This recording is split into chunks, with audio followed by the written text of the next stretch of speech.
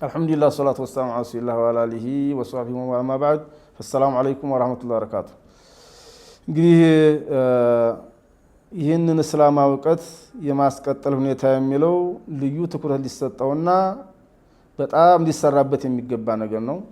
ነብያችን አለይሂ ሰላቱ ወሰለም ዓሊሞች የጠፉ ጊዜ اتخذ الناس رؤسا جهال አላዋቂ ሆኑ ሰዎችን መሪ ያረጉና فافتوا بغير علم ያለው ፈትዋ ይሰጣሉ فضلوا واضلوا አሉ ረሱል ሰለላሁ ዐለይሂ ወሰለም ለራሳቸው ተሳስተው ሰውን ያሳስታሉ ብለዋልና እንግዲህ እንዲህ ሀገራችን በተለይ ኢትዮጵያ ብሎም ወሎ አካባቢ ያለው በታሪክ እንደሚታወቀው የዑለማዎች መፍለቂያ ነበረ። በእኛ ባጭር ጊዜያችን እንኳን እኛ መሻይኾች አብዛኞቹን አተናቸዋልና እዛ ቦታ ላይ የማስቀጠል ሁኔታ እንዴት ነው የሚለው ያንን ማስቀጠል የምንችለው በአንድነቱ ነን። እንደ ድሮው ከኛ በፊት እንደነበሩት ረጅም ጊዜ ለፍተው ረጅም ውጣውረድ ደርሰው ያን ዕውቀት ሲከስቡ ነበረ። ያሁኑ ትውልድ ደግሞ በፈጠነ ቴክኖሎጂም ስላለ ያን ነገር ማስቀጠል ይጠበቅበታል። በአጭር ጊዜ በአጭር ሰዓት ብዙ ዕውቀቶችን መሸመት የሚቻልበት ጊዜ ነውና ይሄን ማስቀጠል የሚቻለው ያሉት ዑለማዎች ጨርሰው ሳያልቁ ከዑለማዎቹ ምንጩ ወደፊት እንዲያደርቅና እንዲቀጥል እነሱ ላይ እንዲማሩ ማድረግ ነው። በምን መልኩ ነው የሚለው ከታይ ከመድረሳ ይጀምራል። እንዲያሉት አብዱላህ ኢብኑ አባስ ዑለማ አረባንይ ማለት ከትንሹ ዕውቀት ጀምረው ከትልቁ በፊት የሚያስተምሩ ናቸው ብለዋል። ከቁርአን ሂፍዝ ይጀምራል፣ ከሶላት ሸጦች ይጀምራል። እንደዚሁ እያለ ወደ ኮሌጅ ወደ ዩኒቨርሲቲ እያሳደግን በዚህ መልኩ ነው መቀጠል ያለበት። የፊቱ ስምን ባይሰጠው ዲግሪም ባይባል ማስተርስም ባይባል ዶክተሬትም ባይባል ዒልሙ ራሱ የምንማርበት ራሱን የቻለ ቦታ አለው። የቁርአን ቦታ ራሱን የቻለ ነው። የፊቅህ ቦታ ራሱን የቻለ ነው። የነው ቦታ ራሱን የቻለ ነው። የተፍሲር ቦታ ራሱን የቻለ ነው። የሐዲስ ቦታ ራሱን የቻለ ነው። ስለዚህ አሁን ያን ነገር ሁሉንም የሚመገብ ትውልድ ሁሉንም በፈጠነ መልኩ ከመድረሳዎች ከሂፍዝ ማዕከል ጀምሮ ኮሌጅ፣ ዩኒቨርሲቲ እያሉ ከዛ በላይ በጣም እያሳደጉ ይህን ዕውቀት መተግበር ያስፈልጋል። ይህን ዕውቀት ደግሞ ለማሳለጥና ለመተግበር ብዙ ነገር ይፈልጋል። የመጀመሪያው ኢኽላስ መነሳሳት ይፈልጋል፣ ገንዘብ ይፈልጋል። ለዚህ ነው አላህ ሱብሓነሁ ወተዓላ ወጃሂዱ ቢአምዋሊኩም ወአንፉሲኩም ይላል። አንድ ጊዜ ገንዘብን ያስቀድማል። ኢነላህ አሽተራ ሚነሁም አንፉሰሁም ወአምዋለሁም ይላል። አንድ ጊዜ ነፍስን ያስቀድማል። በጉልበታችን፣ በገንዘባችን፣ በእውቀታችን ይህንን ትውልድ የዑለማዎችን ዋሪሶች ለማስቀጠል እያንዳንዱ ህብረተሰብ የራሱ ግዴታና ሐላፍትና አለበት። ነብያችን አለይሂ ሰላቱ ወሰለም እንዲያሉት የሰው ልጅ ሲሞት ስራ ይቋረጣል ኢላ ሚን ሰላተ ብለዋል። ሶስት ብቻ ሲቀር አንደኛው ለአላህ ብሎ ያስተማረው ተማሪ እሱ ካለ አይቋረጥበትም ብለዋል ነብያችን አለይሂ ሰላም። በተለይ እንግዲህ አቅም ያላቸው ሰዎች በአንድ ጊዜ 30 ዑለማ 40 ዑለማ ማውጣት ይችላሉ።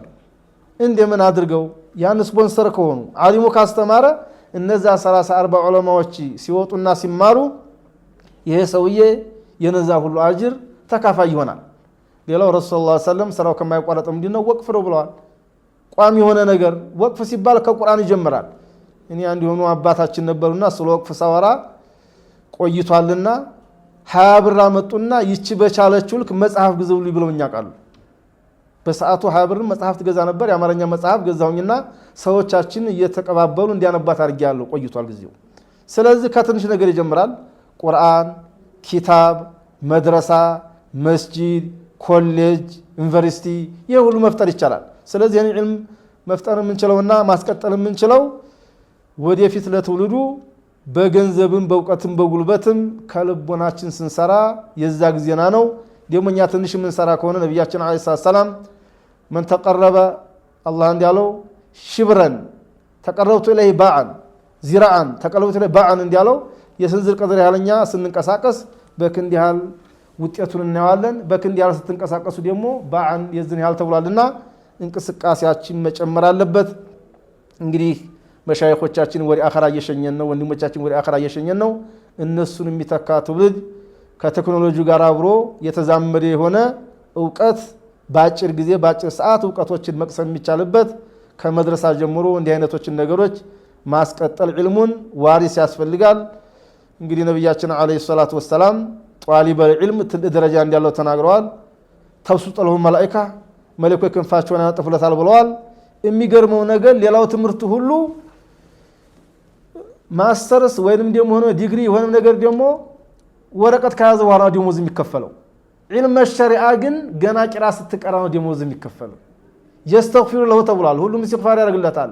حتى الحيتان في البحر ባላ ያለው አሳ እንኳን ለዚህ ለጧሊበል ዒልም استغفار ያደርግለታል ተብሏል። መላእክቶች ክንፋቸውን ያነጥፉለታል ተብሏል። ስለዚህ እምንማርም ተማሪዎች ደግሞ ኢኽላስ ሊኖር ይገባል። ባስተማሪው ብቻ የሚያጥር አይደለም። እኔ አባቴ ያለ ጀነት ይበላቸውና ወዲ አኺራ ሄደዋል። ምንድን ነበር ህልማቸው?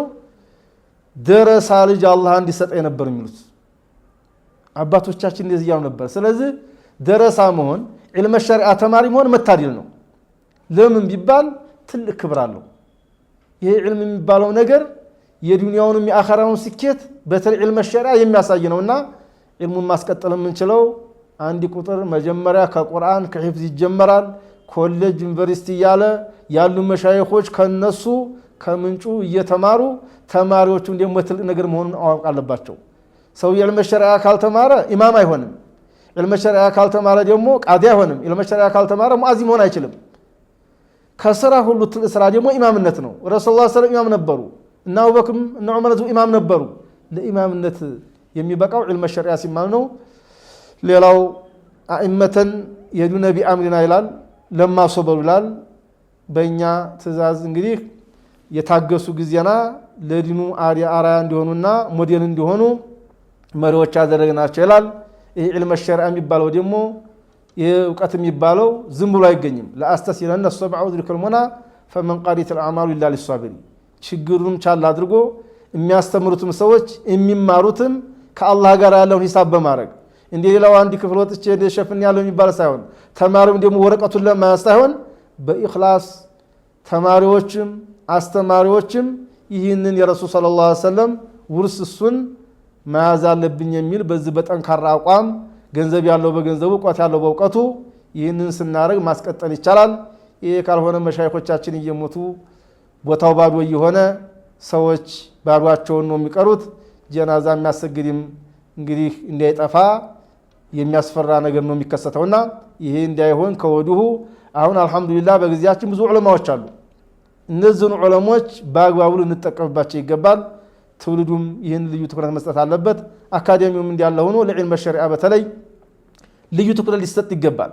ለምን ቢባል የዱንያ አኺራ ሚስጥር ያለው ዒልም ሸሪዓ ላይ ነውና አደራራለሁኝ ሁሉም ለዚህ ነገር ትኩረት እንዲሰጥ ገንዘብ ያለው በገንዘቡ እውቀት ያለው በእውቀቱ እንበርታ። በኢኽላስ በጸና አቋም ሁላችንም ዒልም ሸሪዓ ማስቀጠል ይጠበቅብናል እላለሁ። ወሰላሙ ዐላ ሙሐመድ ወዐላ አሊሂ ወሰሐቢሂ ወሰለም ወቢላሂ ተውፊቅ